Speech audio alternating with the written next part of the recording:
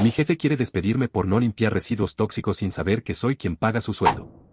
El sudor me corría por la nuca, mezclándose con el olor a lavandina barata que impregnaba mi overol gris. No era el sudor de un hombre que teme al trabajo físico, era el sudor de la indignación contenida. Estaba de pie en la oficina alfombrada del gerente de planta, el señor Garrido, mientras él se reclinaba en su silla de cuero sintético con una sonrisa que solo un mediocre con una pizca de autoridad puede esbozar. A su lado, Lorena, la supervisora de mantenimiento, cruzaba los brazos con un gesto de asco, como si mi presencia contaminara el aire de su preciado cubículo. Varga, usted es un cáncer para esta sección, sentenció Garrido, lanzando un sobremanila sobre el escritorio. Insubordinación, falta de ética y, según el reporte de la señora Lorena, un intento de robo de material de limpieza. Está despedido. Firme aquí y lárguese antes de que llame a seguridad para que lo saquen como la basura que es. Miré el sobre y luego los miré a ellos. Ustedes no tienen idea de lo que están haciendo, pensé. Durante 11 meses y 29 días, soporté sus gritos, sus humillaciones y sus esquemas de corrupción silenciosa. Soporté que me obligaran a limpiar derrames químicos sin guantes porque el presupuesto no alcanzaba, mientras veía a Garrido comprarse un reloj nuevo con el dinero del fondo de seguridad. Pero hoy, a falta de solo 12 horas para cumplir la promesa que le hice a mi padre en su lecho de muerte, ustedes decidieron cruzar la última línea. Señor Garrido, le sugiero que reconsidere sus palabras, dije, manteniendo la voz baja y firme. Ustedes saben perfectamente que no robé nada.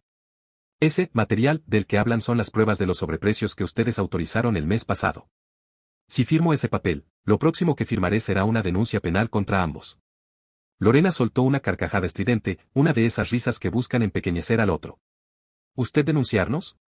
¿Con qué autoridad, muerto de hambre? Usted no es más que un conserje que apenas sabe leer un manual de instrucciones.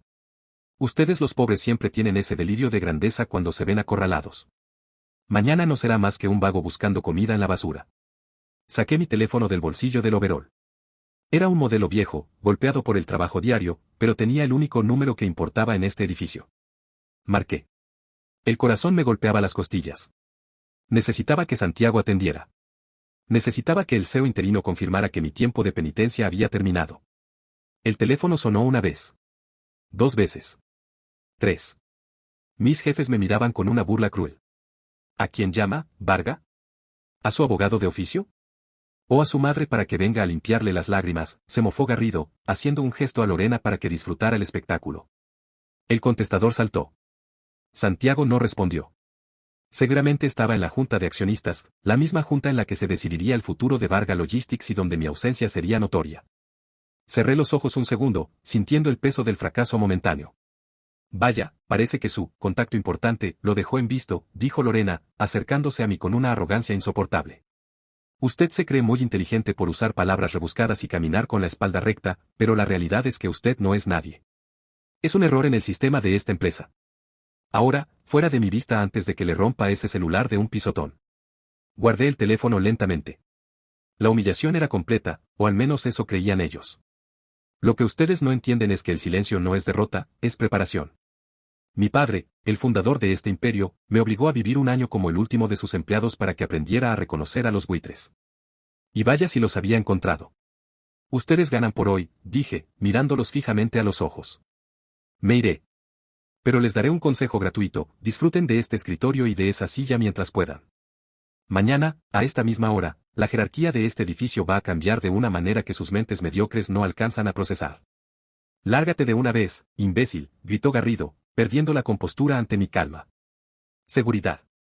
Saquen a este payaso a la calle. 2 guardias me escoltaron por el pasillo central de la planta. Vi a mis compañeros de limpieza bajar la cabeza, temerosos de correr la misma suerte. Vi las oficinas de gerencia, brillantes y lujosas, construidas sobre el lomo de hombres que ustedes desprecian.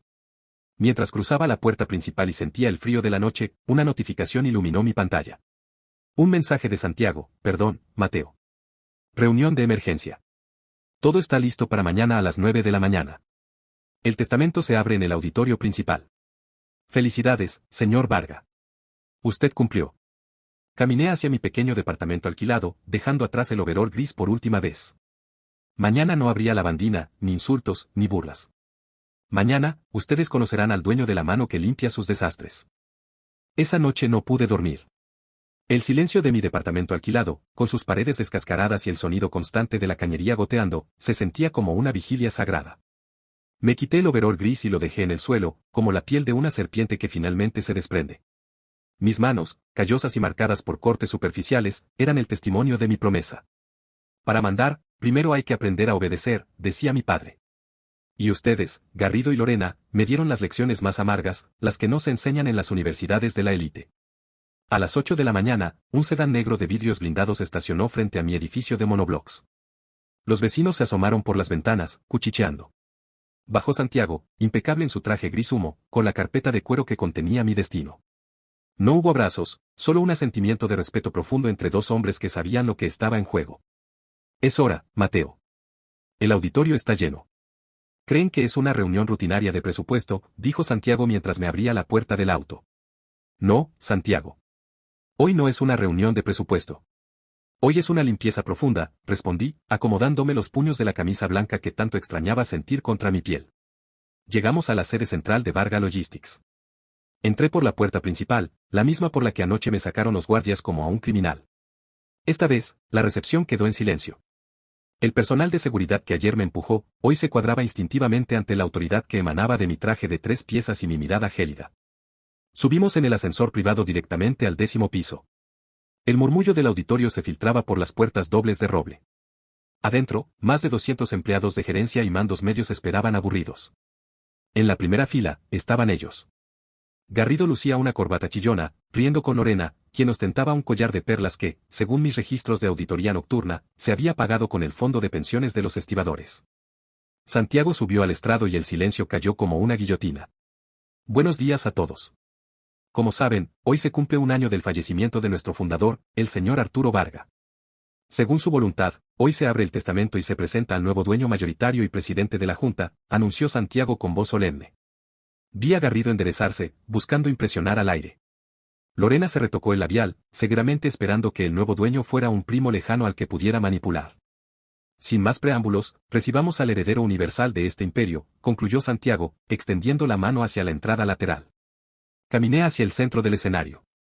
La luz de los focos me cegó por un segundo, pero recuperé la vista justo para enfocar sus caras. El auditorio entero contuvo el aliento.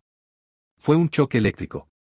Garrido se puso de color ceniza, la mandíbula se le desencajó de tal manera que pareció que iba a tocar el suelo.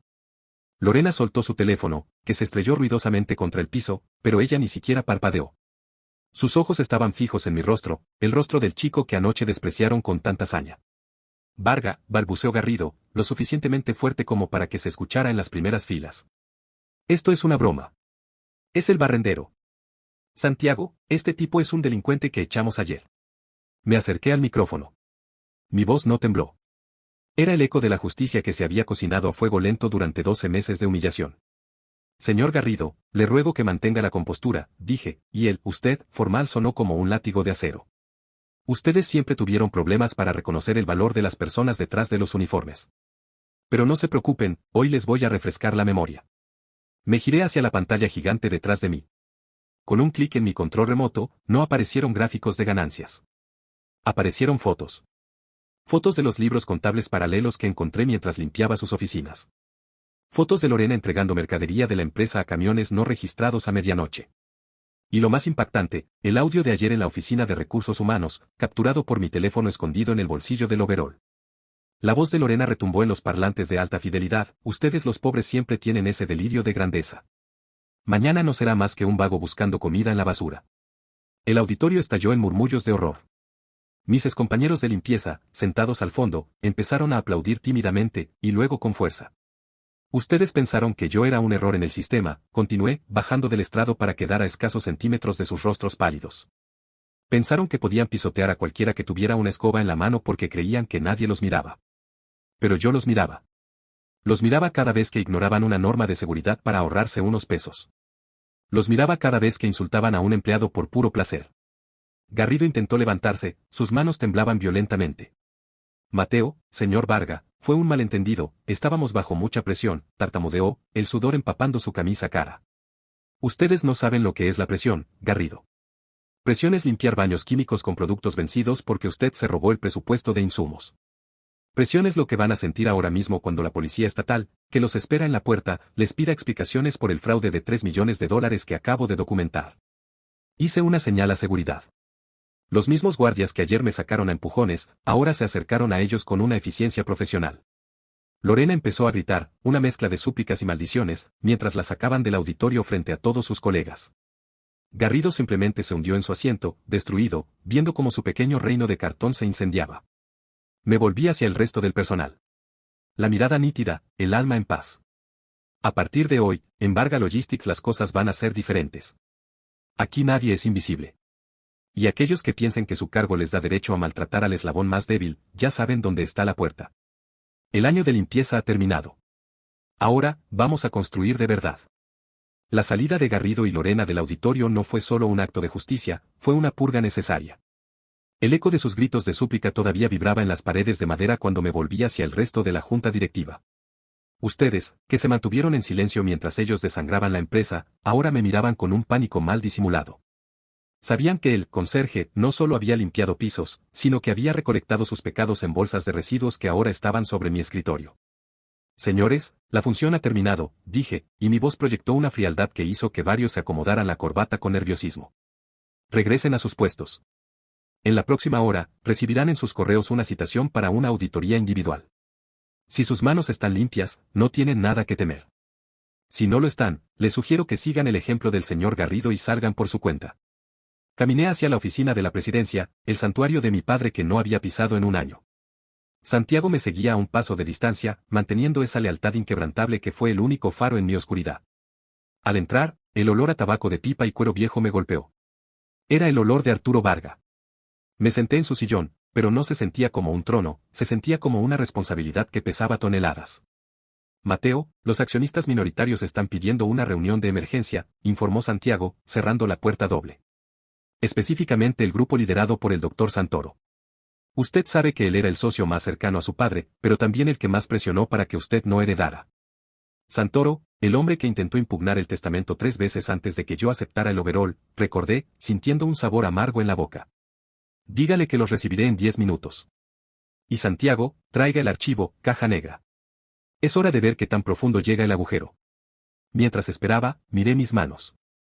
Los callos seguían ahí, recordándome quién era hace apenas 24 horas. Ustedes, los que visten trajes de $3,000, piensan que el poder emana de la tela, yo aprendí que el poder real emana de conocer los secretos que la gente deja en sus cestos de basura. La puerta se abrió y entró Santoro. Un hombre de 70 años, con el cabello blanco perfectamente peinado y una arrogancia que el tiempo no había logrado erosionar. Venía acompañado por otros 2 directores que siempre habían sido sus sombras. Mateo, o debería decir, señor presidente, comenzó Santoro con una sonrisa que no llegaba a sus ojos. Debo admitir que su actuación en el auditorio fue pintoresca. Muy dramática. Pero dirigir una multinacional no es lo mismo que atrapar a 2 gerentes de planta robando suministros de limpieza. La Junta está preocupada por la estabilidad de las acciones. Pintoresca, doctor, respondí, reclinándome en el sillón sin ofrecerles asiento. Me parece curioso que use esa palabra. Yo la llamaría necesaria. Ustedes permitieron que la ineficiencia y la corrupción se institucionalizaran en esta sede mientras yo estaba en los pasillos escuchando cómo sus empleados no podían pagar el alquiler porque ustedes decidieron recortar los bonos de productividad para aumentar sus dividendos. Santoro golpeó mi escritorio con la palma de la mano. No nos hable de ética, muchacho. Usted pasó un año jugando a ser pobre mientras nosotros manteníamos este barco a flote. Exigimos una CEO presidencia. Usted no tiene la experiencia técnica para manejar las licitaciones internacionales que vencen el próximo mes. Me levanté lentamente. La diferencia de altura y la intensidad de mi mirada lo hicieron retroceder un paso. Ustedes hablan de experiencia técnica, pero yo hablo de realidad. Mientras ustedes estaban en almuerzos de 3 horas, yo estaba en el muelle de carga escuchando a los conductores de los camiones. Sé que la licitación de Singapur está en riesgo porque ustedes subcontrataron a una empresa de logística fantasma que pertenece a su cuñado, Santoro. El rostro del viejo abogado pasó del rojo al blanco ceniza en un segundo. Eso es una acusación grave, Mateo. Necesitaría pruebas para sostener algo así, Ciceo, aunque su voz ya no tenía la misma fuerza. Las pruebas están en el archivo que Santiago acaba de poner sobre la mesa, dije, señalando la carpeta negra. Contratos firmados, transferencias bancarias y los testimonios de los estibadores que fueron amenazados para que guardaran silencio. Ustedes pensaron que nadie miraba hacia abajo. Pero resulta que, desde el suelo, se ve perfectamente cómo se tambalean los cimientos. El silencio que siguió fue absoluto. Santoro miró a sus acompañantes, buscando un apoyo que ya no existía. Eran hombres de negocios, sabían cuando una mano estaba perdida. ¿Qué es lo que quiere?, preguntó finalmente, hundiéndose en una de las sillas frente al escritorio. Quiero su renuncia inmediata y la devolución del capital desviado. Si lo hacen hoy, no habrá cargos criminales, solo una salida, por motivos de salud. Si deciden pelear, les prometo que el juicio será tan público y tan humillante que sus apellidos no volverán a figurar ni en la sección de sociales de los diarios. Santoro cerró los ojos y asintió levemente. La vieja guardia había caído. No por un golpe de estado corporativo, sino por la verdad recolectada por un hombre con una escoba. Cuando salieron de la oficina, Santiago me miró con una mezcla de orgullo y alivio. Su padre sabía lo que hacía, Mateo. Sabía que usted era el único capaz de limpiar esta casa. La limpieza apenas comienza, Santiago. Todavía hay 1000 personas en este edificio que tienen miedo de hablar. Quiero que organice una reunión con los representantes de cada sector, desde mantenimiento hasta sistemas. Quiero escucharlos a todos. Ya no hay muros en esta empresa. Me acerqué a la ventana y miré la ciudad. El sol de la tarde bañaba los edificios de cristal. Recordé a mis compañeros de limpieza, a los que compartieron conmigo el pan duro y las quejas sobre el frío. Ellos seguían allá abajo, trabajando. Pero ahora, por primera vez en la historia de Varga Logistics, tenían a uno de los suyos en el último piso. El año del overall había terminado, pero la lección apenas comenzaba a dar sus frutos. Ustedes, los que creen que el éxito se mide por la altura del despacho, se olvidaron de que la base es lo que sostiene todo. Y yo nunca lo olvidaría. La reestructuración de la Junta fue solo el primer movimiento en este tablero de ajedrez que heredé. Ustedes, los que pensaron que el apellido Varga era un pase libre para la desidia, pronto comprenderán que el rigor del sargento se trasladó a las oficinas. El despacho de Santoro quedó vacío antes del anochecer, pero el vacío que más me pesaba era el de la confianza en los pasillos. Bajé a la cafetería de la planta baja, el territorio neutral donde los ejecutivos fingen ser humildes y los trabajadores rezan para que el turno termine. No pedí que me reservaran una mesa ni que despejaran el área. Me puse en la fila, detrás de un operario de carga y una de las chicas de limpieza. Mateo. Señor Varga, susurró una voz a mis espaldas. Me giré y la vi. Era Elena. Durante los meses más duros, ella fue la única que compartió su vianda conmigo cuando mi presupuesto ficticio de conserje no llegaba a fin de mes. Ella me vio sangrar por un corte con un vidrio roto y me curó con un botiquín que ella misma pagó de su bolsillo. Ella no conocía al heredero, ella conoció al hombre que barría el polvo de sus zapatos. Elena, por favor, sigo siendo Mateo para usted, le dije, ignorando las miradas estupefactas de los gerentes que almorzaban cerca. No puedo creerlo. Todos en mantenimiento estamos en shock. Usted nos defendió ayer frente a Garrido, pero ahora es el dueño. ¿Qué va a pasar con nosotros?, preguntó con una mezcla de esperanza y miedo genuino. Lo que va a pasar, Elena, es que ustedes van a dejar de ser invisibles. A partir de mañana, el presupuesto de seguridad e higiene se duplica. Y quiero que usted sea la nueva jefa de suministros de la planta. Nadie sabe mejor que usted qué es lo que realmente falta en esos carritos de limpieza. Sus ojos se llenaron de lágrimas, pero no de esas lágrimas de súplica que vi en Lorena, sino de alivio. Ustedes, los que desprecian el trabajo manual, no entienden que la lealtad se construye con respeto, no con bonos de fin de año. Sin embargo, la paz duró poco. Al regresar a mi oficina, Santiago me esperaba con el rostro desencajado. Mateo, tenemos un problema externo. Logística Global, nuestro competidor más directo, acaba de lanzar una oferta pública de adquisición hostil. Se enteraron de la salida de Santoro y de la purga interna. Creen que la empresa está debilitada y están comprando acciones a un ritmo alarmante. Miré el monitor. Las gráficas mostraban una caída del 4% en nuestras acciones tras el escándalo de Garrido, y Logística Global estaba aprovechando la sangre en el agua. El dueño de esa empresa era Marcus Torne, un hombre que mi padre detestaba por sus tácticas de tierra quemada. Torne piensa que soy un novato con suerte, Santiago. Piensa que un año barriendo pisos me ablandó el cerebro, dije, sintiendo como la adrenalina de la batalla volvía a mis venas. Ustedes, los competidores carroñeros, siempre cometen el mismo error, subestiman la resistencia de quien ha estado en el barro. ¿Qué planea hacer? Si llegan al 15% de las acciones, pueden forzar una silla en el directorio, advirtió Santiago. No van a llegar. Torne tiene un punto débil, su cadena de suministro depende de los puertos de la zona sur, los mismos puertos donde yo pasé 3 meses cargando cajas. Sé que los sindicatos de estibadores están a punto de ir a la huelga por las condiciones inhumanas que él impone. Él cree que tiene el control, pero yo tengo los contactos de quienes realmente mueven la mercadería. Tomé mi teléfono personal, el que usaba en el overall.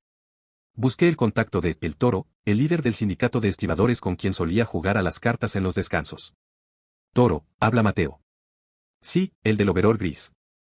escúchame, necesito que adelantemos esa reunión que hablamos hace un mes. Sí, ahora soy el dueño, pero sigo siendo el mismo que te ayudó con la mudanza de tu vieja. Necesito que Thorne sienta el frío de un puerto paralizado mañana mismo. Colgué y miré a Santiago. Mañana, mientras Thorne intenta comprar nuestra empresa, su propia logística se va a detener en seco. Ustedes, los que juegan a ser dioses desde sus torres de cristal, se olvidan de que si el hombre que carga el camión se detiene, su imperio no es más que un montón de cajas vacías. Esa noche, no regresé a mi departamento. Dormí en el sofá del despacho de mi padre. El sabotaje de Thorne era solo el primer desafío externo, pero yo tenía una ventaja competitiva que ningún MBA podía otorgar, conocía la infraestructura desde el tornillo más pequeño hasta el muelle más lejano. A las 6 de la mañana, los portales de noticias financieras estallaron, huelga masiva en los puertos del sur afecta exclusivamente a logística global. Acciones de la empresa caen un 12%. El teléfono de mi oficina sonó. Era Thorne. Varga, pequeño bastardo. ¿Qué hiciste?, gritó al otro lado de la línea. Buenos días, señor Thorne. Le sugiero que use un tono más formal si quiere que esta conversación continúe, respondí con una calma glacial. Simplemente hice lo que ustedes no supieron hacer, escuchar a sus trabajadores. Ellos no quieren trabajar para un hombre que los trata como activos depreciables. Si quiere que el puerto vuelva a moverse, retire su oferta hostil por mi empresa ahora mismo. Esto es chantaje, rugió. No, señor Thorne. Esto es justicia de mercado. Ustedes intentaron aprovecharse de mi falta de experiencia, pero olvidaron que yo pasé un año aprendiendo cómo se rompe el motor de su negocio. Usted tiene 10 minutos para enviar el comunicado de prensa desistiendo de la compra. De lo contrario, la huelga se extenderá a sus centros de distribución terrestre. Hubo un silencio prolongado. Thorne respiraba con dificultad. Finalmente, cortó la comunicación. 5 minutos después, Santiago entró con una sonrisa de oreja a oreja. Retiraron la oferta, Mateo. Sus acciones están subiendo de nuevo. El mercado dice que usted es un genio táctico. No soy un genio, Santiago. Solo soy un hombre que sabe lo que es estar del otro lado del mostrador. Ustedes, los que analizan números, a veces olvidan que detrás de cada cifra hay un hombre con un overol que puede apagar las luces si se siente maltratado. Me levanté y caminé hacia el ventanal. La ciudad despertaba. La limpieza interna estaba terminada, y la primera defensa externa había sido un éxito. Pero sabía que esto era solo el comienzo. Ustedes, los que todavía dudan de mi capacidad, ahora saben que no solo sé limpiar el desorden, también sé cómo crear el caos para los que intentan lastimar lo que es mío. El silencio en el despacho de mi padre ya no se sentía como una carga, sino como un respeto ganado. Ustedes, los que esperaban que sucumbiera ante la presión de Marcus Thorne, ahora desvían la mirada cuando me cruzan en el ascensor. El mercado entendió el mensaje, Varga Logistics no es una empresa en crisis, es una fortaleza que conoce sus cimientos. Sin embargo, quedaba un cabo suelto que la justicia ordinaria debía anudar. El juicio contra Garrido y Lorena comenzó una semana después. Me presenté en los tribunales no como el dueño de un imperio, sino como el testigo principal que vistió el overol gris durante 365 días. Al entrar a la sala, los vi. Garrido estaba sentado junto a un abogado de oficio, con un traje que le quedaba grande y una piel amarillenta que delataba sus noches de insomnio. Lorena, despojada de sus perlas y su arrogancia, intentó ocultar su rostro detrás de una carpeta. Ustedes, que se sentían dioses detrás de un escritorio de gerencia, ahora no eran más que acusados por fraude, asociación ilícita y malversación de fondos. Señor Varga, la defensa sostiene que usted fabricó las pruebas durante su tiempo como infiltrado para forzar una toma de poder absoluta, dijo el abogado de Garrido, intentando una última y desesperada maniobra legal. Me levanté y caminé hacia el estrado. Miré directamente a los ojos del juez. Señor juez, las pruebas no se fabricaron. Las pruebas estaban allí, acumulándose como el polvo que nadie limpia, declaré con una calma que hizo que Lorena empezara a temblar. Ustedes, los acusados, pensaron que el personal de mantenimiento era parte del mobiliario. Hablaron de sus robos frente a mí mientras yo enceraba sus pisos. Firmaron facturas apócrifas mientras yo vaciaba sus cestos de basura. Mi única fabricación fue tener la paciencia de un hombre que sabe esperar a que la suciedad salga a la luz. Presenté el último informe, una grabación de la cámara oculta que instalé en el depósito de químicos la noche antes de mi despido. En ella, se veía a Garrido y Lorena riendo mientras coordinaban el desvío de un cargamento hacia la empresa fantasma de Thorne. ¿Por qué no lo denunció antes?, preguntó el fiscal. Porque mi padre me enseñó que para limpiar una herida, hay que llegar al fondo de la infección, respondí, mirando a Garrido. Ustedes no eran solo empleados corruptos, eran el símbolo de todo lo que estaba mal en esta compañía. El veredicto de hoy no es solo para ustedes, es para cada empleado que tuvo miedo de denunciar por temor a represalias. El juez no necesitó mucho tiempo. La sentencia fue de 8 años de prisión efectiva para Garrido y 5 para Lorena, además del embargo total de sus bienes para resarcir al Fondo de Pensiones de los Trabajadores. Mientras los oficiales se los llevaban esposados, Garrido me gritó desde la puerta. «Usted no es mejor que nosotros, Varga. Usted jugó con nuestras vidas». «No, Garrido», le respondí sin siquiera girarme. «Ustedes jugaron con la vida de cientos de familias. Yo solo puse las reglas en su lugar». Al salir del tribunal, el sol de la tarde bañaba la ciudad. Fui directo al cementerio privado donde descansaban los restos de Arturo Varga. Caminé entre los senderos de mármol, sintiendo por primera vez que mis pasos no pesaban. Me detuve frente a su lápida, una piedra sencilla que contrastaba con los monumentos pretenciosos a su alrededor. «Lo hice, papá», susurré, dejando una pequeña llave inglesa oxidada, la primera herramienta que usé en la planta, sobre el mármol frío. Cumplí el año. Limpié la casa. Pero más importante que eso, aprendí a mirar a los ojos a los que nadie ve. Sentí una paz que no conocía. El experimento de mi padre no había sido un capricho de un viejo rico, había sido una cirugía de carácter. Ustedes, los que heredan fortunas y piensan que el mundo les debe algo, nunca entenderán el poder que da saber que podés sobrevivir con nada más que tus manos y tu dignidad. Regresé a la empresa al día siguiente. No fui al piso 10. Fui al subsuelo, al cuarto de mantenimiento. Allí estaban todos, Elena, Santiago y el resto del equipo de limpieza. Habían colgado un cuadro en la pared, era mi overol gris, enmarcado, con una placa que decía, «Aquí trabajó el primer trabajador de esta empresa». «Señor Varga, el nuevo sistema de participación de utilidades para el personal de base ya está activo», dijo Santiago con una sonrisa. «Excelente. Y Santiago, a partir de hoy, quiero que todos los gerentes de esta empresa pasen una semana al año trabajando en la planta de carga o en limpieza. No como un castigo, sino como una formación obligatoria. Ustedes no pueden dirigir lo que no entienden, y no pueden entender lo que desprecian». Caminé hacia la salida, saludando a cada compañero por su nombre. La empresa seguía siendo multimillonaria, las acciones estaban en máximos históricos y Marcus Thorne ya no se atrevía a mirarnos de frente. Pero el verdadero éxito no estaba en las cuentas bancarias. El éxito estaba en el hecho de que ahora, cuando caminaba por los pasillos de Varga Logistics, ya no había ellos y ustedes. Solo había un equipo. Y yo, el dueño del imperio, seguía teniendo los callos en las manos para recordarme que, al final del día, todos somos el polvo que alguien más tiene que limpiar si no hacemos bien las cosas. Cerré la puerta de mi despacho y me senté a trabajar. Ya no era el heredero del overol. Era el hombre que había transformado la suciedad en el brillo de un nuevo futuro. Si te gusta el contenido, suscríbete y dale a like para ayudarme a crear más contenido.